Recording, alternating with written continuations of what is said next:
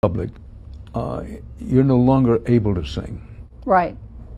Let's take that from the beginning. When and how did you find out that something was wrong with you? And then let's have it straight out, what is wrong with you?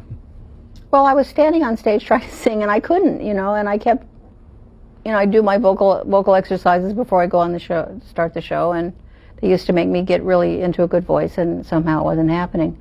I was struggling with pitch. I didn't have any color that I could bring into my voice. I got to the point where I was basically really shouting and barking. And I said, there's something wrong with my voice, and I kept going to the doctor, and he said, well, there's nothing wrong with your larynx, the muscles are working fine.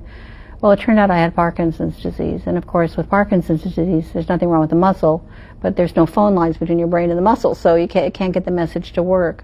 And I didn't know that, so I just kept struggling with it, and finally I stopped singing because I thought it really wasn't fair to charge people money to see me bark. So that was the end of that. Were you shocked?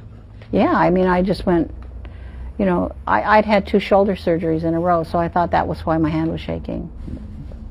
And, I've had a lot of back injuries over the years. I've fallen off every horse and fallen off my roller skates, and, I thought that was why my back hurt, but it turns out that Parkinson's can really make your back hurt. Right. So.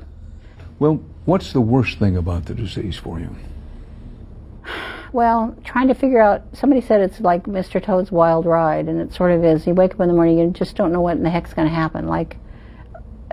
I take a certain kind of medicine. I don't take any of the pharmaceutical drugs for it yet because I don't like them. They give bad side effects, but I'm taking a certain kind of medicine, a natural medicine, and it wears off after about 3 hours, and you just never, right now it's wearing off, so I can't think.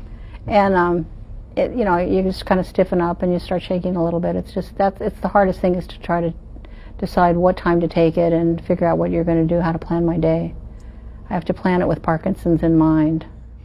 You're known as a brave person, certainly a brave performer.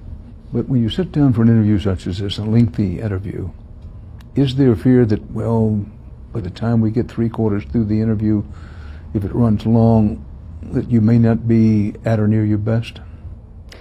Well, I never know what's going to happen to my brain. I used to have a really good memory, and I could just read something and I could just give it back to you verbatim. My dad had a great memory, my grandfather had a great memory. But with Parkinson's, my memory is not so good.